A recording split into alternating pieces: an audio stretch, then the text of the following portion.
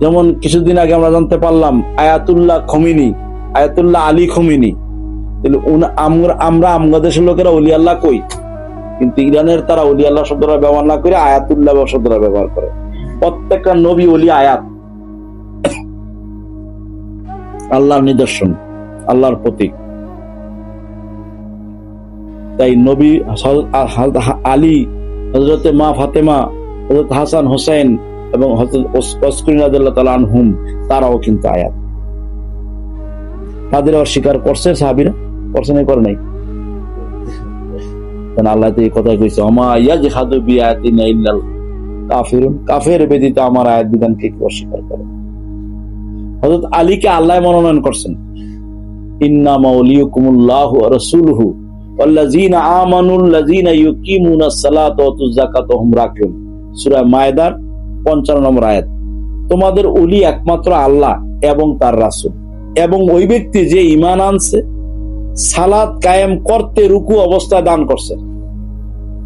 ওয়া হুম রাকিউন, এই ওয়াওটা ওয়া হালিয়া কয়, এমন অবস্থায় রুকু দিছে, এমন অবস্থায় দান করছে যে রুকুতে ছিল তখন, অর্থাৎ রুকু অবস্থায় হাতের আংটি খুললা বিক্রির কাছে নিক্ষেপ করছে। এটা ছিল ঘটনা, মূল ঘটনা। এই ঘটনার পরে আয়াতটা নাযিল হয়েছে। তাহলে হাতের আংটি দান করছে, হাতের আংটির শব্দটা আবারতে আসে না, কিন্তু দান করছে কথাটা আছে। যে বেটা নামাজের রুকু থেকে দান করছে, এই ব্যক্তির নবীর পরের স্থান।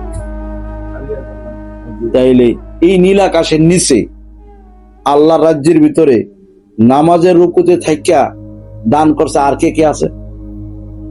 তাহলে আমরা খোঁজ দিয়ে গেলে, সারা বিশ্ব খোঁজ দিয়ে গেলে আলীকেই পাই। তোর নবীর পরের স্থান আলী, এটা কাটতে পাইলাম আল্লাহর বিধানের মধ্যে, আল্লাহর নির্দেশের মধ্যে পাইলাম। তাহলে আল্লাহ আলীকে মনোনয়ন করছেন। নবীর পরে আলীকে না মানলে আর মুসলমান গিরি কার হয় না। নবীর ইন্তেকালের সাথে সাথে সকলের মুসলমান গিরি শেষ হয়ে গেছে। বউ মারা গেলে জামাইগিরি থাকে না, থাকে নাকি? থাকে না। তাহলে জামাই মারা গেলে বউ আর বউগিরি থাকে না। নবী ওলি বিদায় নিলে তাদের ভক্তদের মুসলমানগিরি থাকে না। তাই আরেকটা নবীর কাছে, আপনার আল্লাহর ওলির কাছে আবার নতুন করে বয়াত বা কলমা মিলাইলে তাহলে মুসলমানগিরি আবার নতুন করে খারে। আর ওই লোকটার আর মুসলমান হওয়ার দরকার নাই যে মুসলমান ফাঁস করছে।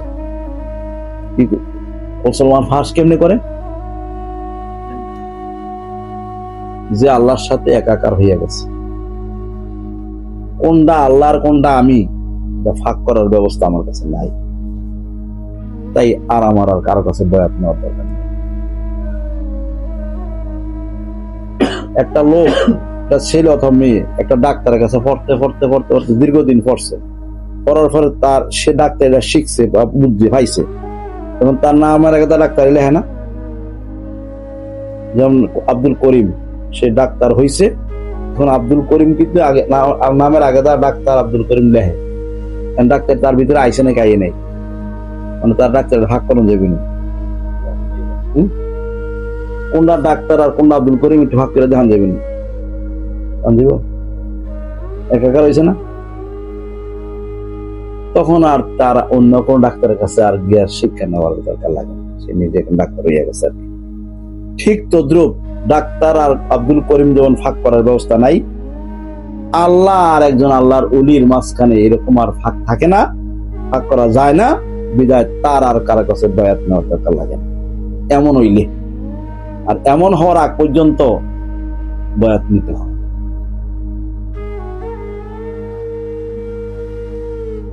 মুসলমানগিরি খাড়া করাই রাখতে হইবে, আর নাইলে সে ধর্মের বাহিরে গেল।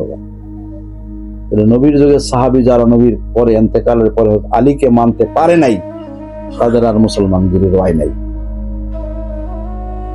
এই অবস্থা যারা মারা গেছে, তারা অমুসলমান অবস্থা মারা গেছে, তার ব্যস্ত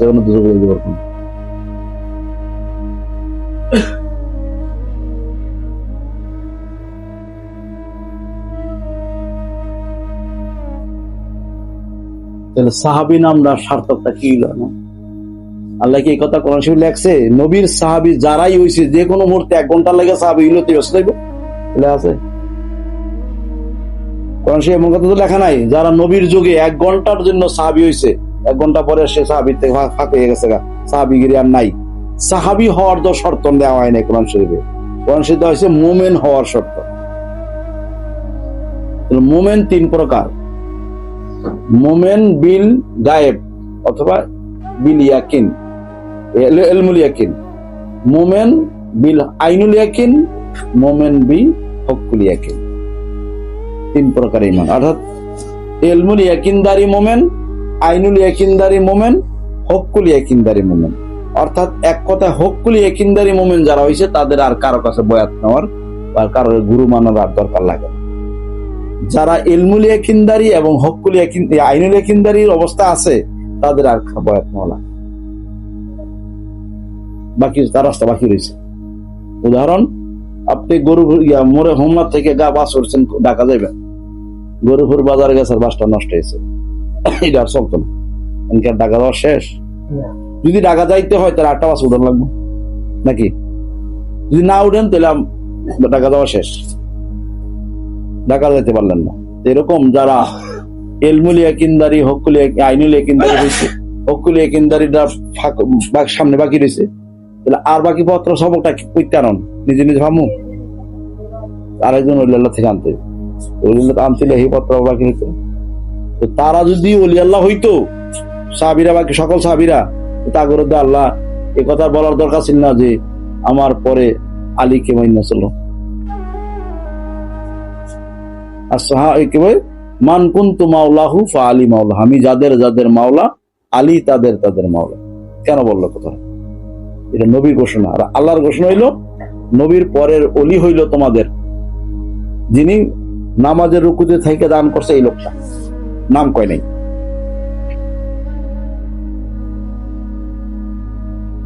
কিন্তু এখানে সাহাবীদের বাটফারি আছিল, এই আয়াতটা তো প্রচার দেয় নাই। যে সমস্ত আয়াতগুলিতে আলীর নাম আছিল, যে সমস্ত আয়াতগুলিতে বেলায়াতের হিসাব নিকাশ আছিল, সূরাতুল বেলায়াত নামে একটা সূরা ছিল, অর্থাৎ কোরআন শরীফ একটা 17,000 আয়াত নাজিল আছিল কোরআন শরীফের মধ্যে, এবং 206টা সূরা আছিল। এখন 6,236টা আয়াত আছে আর 114টা সূরা আছে, আর বাকিটি সাফাই ভাষণে বাদ দালাইছে। আর আলী সংক্রান্ত কোন আয়াত রাখতে পারে নাই, কিছু কিছু রয়ে গেছে, তারপরও আলীর নাম নাই কিন্তু তার গুণাগুণটা রয়ে গেছে। যেমন সূরা আল ইমরানের 61 নম্বর আয়াতে তাআলাউ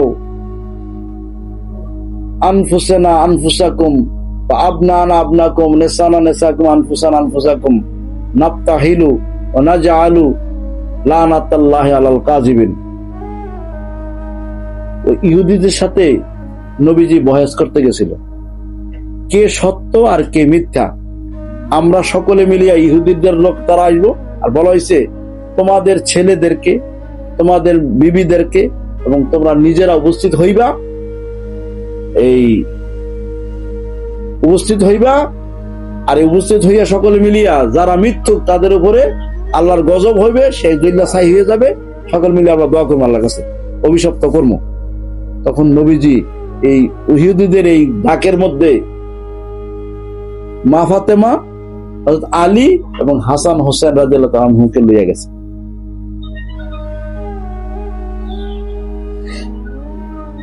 তখন তাগর লইয়া গেছে, তখন ইহুদিদের একজন নেতায় কইছে, এই তোরা যেন মোহাম্মদের লগে যুদ্ধ করতে আইছ, বয়স করতে আইছ, মোহাম্মদ 100% সত্য নবী, তুই দেখছ কার লইয়া আইছে? তারা সবচেয়ে বড় আপনজন নিকটতম ব্যক্তিকে লইয়া আইছে। দোয়া করবার তোর আনতে যাওয়ানোর ব্যবস্থা থাকতো না, এর মারি সে দুইশত হয়ে যাবে, মোবাইল দরকার নেই, মোবাহালার দরকার নেই, বাইজা যাবে একই কথাই বাইতেছে। এই আয়াতের মধ্যে তো মা ফাতেমা, আলী, হাসান হোসেনের উল্লেখটা আসছে, আবু বকর ওমরের কথা আসে না। এটা সূরা আল ইমরানের 61 নম্বর আয়াতে আছে কথা। এই আয়াতের মধ্যে আবু বকর ওমরের কথা আসে নাই। আবনানা কইয়া হাসান হোসেন কি বুঝাইছে, নেসানা কইয়া মা ফাতেমাকে বুঝাইছে, হাসান হোসেন কে বুঝাইছে, আর আলী কে বুঝাইছে, এরপরে আনফুসানা কে নিজেকে বুঝাইছে। তাইলে হাসান হোসেন আবু বকর ওমর ওসমানের কথা এখানে উল্লেখ হয় নাই, দেখো নবী তাগুলোও যায় নাই, আসেনি আলীর নামটা আইসিনি, হাসান হোসেন নামটা আইসিনি, এটা আনফুসানা কইতে গেলে ব্যাখ্যা দিতে গেলে তখন নাম ডাই পড়ছে, যদি সরাসরি নামটা নাই কিন্তু আলোচনা করতে গেলে ডাই পড়ে নামটা, কিন্তু আবু বকর ওমর ওসমানের নাম ডাই না।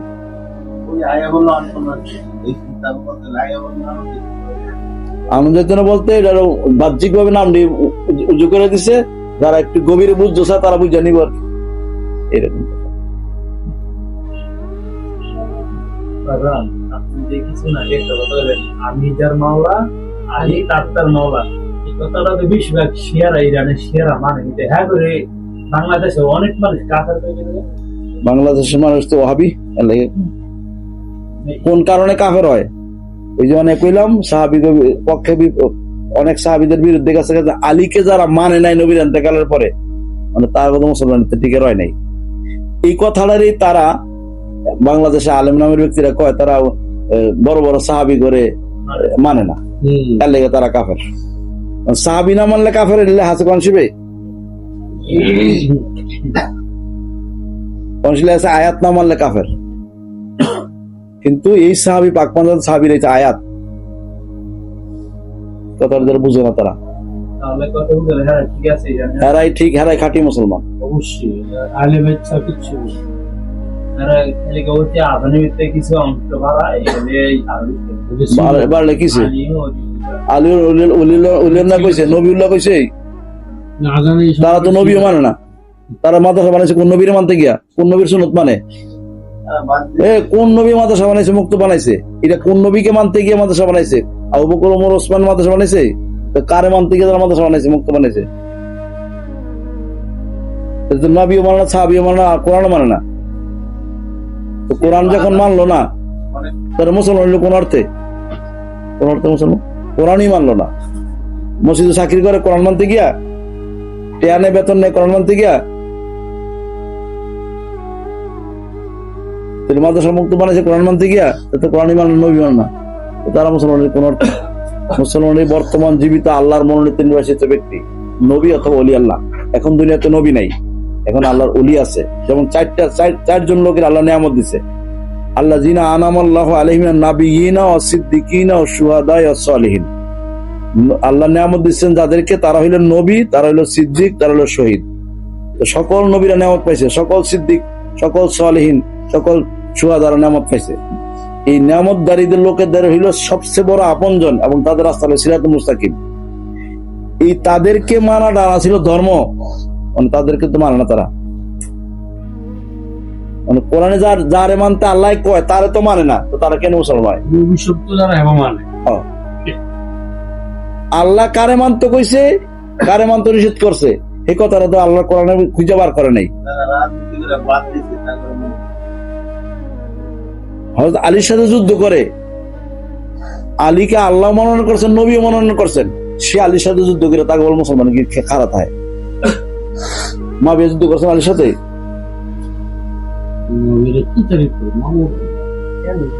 আলীর সাথে যুদ্ধ করলে তার ধর্ম থাকে কোথায়? আরে মুআবিয়া রাদিয়াল্লাহু আনহু মহিলা মাদ্রাসা বানাইছে, মুআবিয়ার নামে মাদ্রাসা বানাইছে, বলে আল্লাহর মনোনীত নির্বাচিত প্রেরিত ব্যক্তিকে মানলে, আল্লাহর মনোনীত নির্বাচিত প্রেরিতকে মানলে তা আল্লাহ মানা হবে।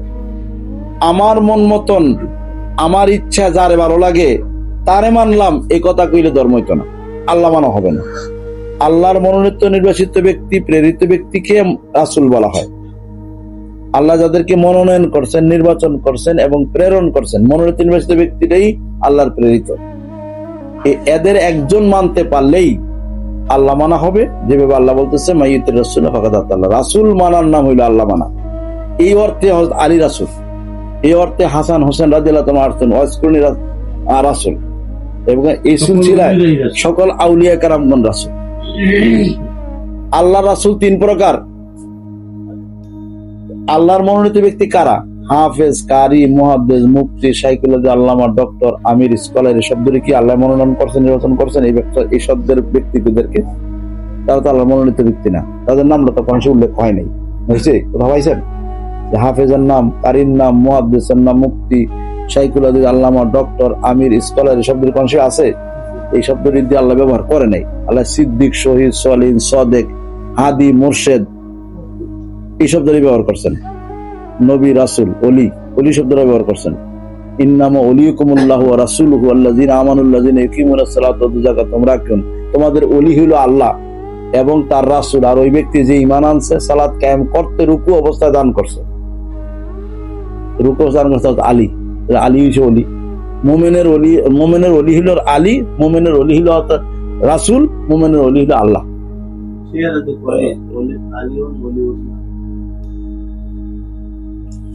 নবীজির ইন্তেকালের পরে হযরত আলী যখন আলীকে যারা মানছে তারা কলমা এইভাবে পড়ছে, লা ইলাহা ইল্লাল্লাহু মুহাম্মাদুর রাসূলুল্লাহ আলিয়ুন ওলিউল্লাহ। ওনার যুগে উনি একবার 5 বছর 6 মাস উনি রাষ্ট্র পরিচালনা করছেন। আবু বকর 2 বছর করছেন, ওমর 10 বছর করছে, ওসমান 12 বছর। এরপর হযরত আলী পাইছে রাষ্ট্র ক্ষমতা হাতে পাইছে, 5.5 বছর চালাইছে। হযরত হাসান রাদিয়াল্লাহু তাআলা আনহু উনি 6 মাস চালাইছে। আলী রাদিয়াল্লাহু তাআলার যুগে যে পয়সাগুলি ছাপাইছিল এই পয়সার মধ্যে কথা লেখা ছিল, লা ইলাহা ইল্লাল্লাহু মুহাম্মাদুর রাসূলুল্লাহ আলিয়ুন ওলিউল্লাহ। এই পয়সাটা এখন ইন্টারনেট টানলে পাওয়া যায়, আমার কাছে একটা পয়সা আছে, বুঝছেন না? এই পয়সাটার মধ্যে আলিয়ুন ওলিউল্লাহ লেখা আছে। এই সিলসিলার এখন বর্তমান জীবিত ওলি আল্লাহ যারা আছে, এই আলী রাদিয়াল্লাহু তাআলা জায়গার মধ্যে তাদের নামটা থাকবে।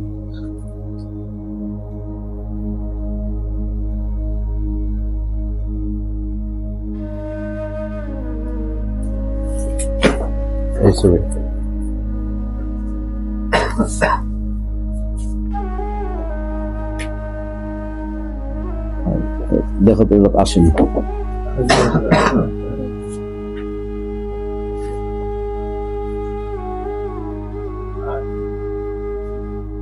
আছে। লা ইলাহা ইল্লাল্লাহু মুহাম্মাদুর রাসূলুল্লাহ আলিয়ুন ওলিউল্লাহ।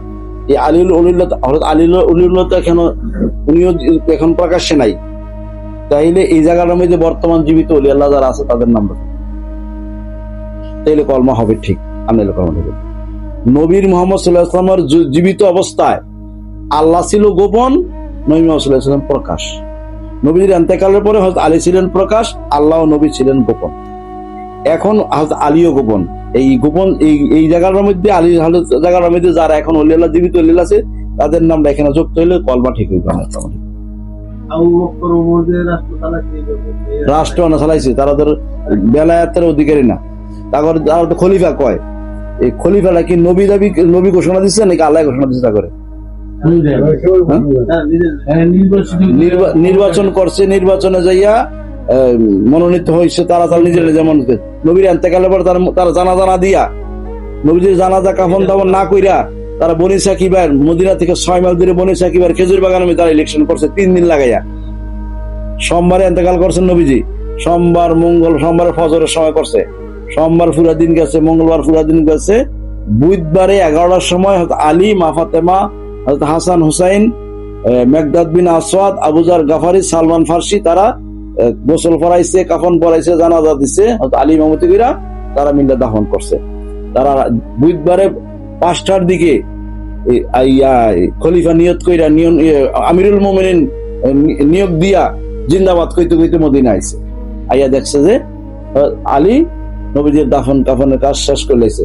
তখন ওমর বলছিল এই কথা যে তোমরা আলী তো নবীজির দাফন কাফনের কাজ শেষ করে লাইছে, আবার নতুন করে কবর থেকে উঠাইয়া আবার নতুন করে গোসল পরে কাফন পরে জানাজা দিয়ে আবার দাফন করবো। আমিরুল মুমিনিন আপনি এই কথা ঘোষণা দেন। তখন এক পর্যায়ে ঘোষণা দিছে, যাও তোমরা উঠে আনো গা। তখন এই মুহূর্তে হযরত আলী কবরের উপরে বৈশা ঘোড়ার মতো চৈরা বৈশা তলার হাতে বৈশা রয়েছে। তখন আবু বকর এই কথা বলছে, নবীজি একদিন এক কথা বলছে, আলী একদিন মাটির গোড়ায় চড়বে, তার আঘাতে যারা আঘাতপ্রাপ্ত হয় তারা কাফের, আজকে তো আলী মাটির রচের বছর তোমরা লাগাই না, আঘাত করলে তোমরা কাফের খাতার তাম উঠে দিবে। এই জন্য দরজার বেরোইতেছে হার জানাবে কাফন ধরনের চিন্তা করে।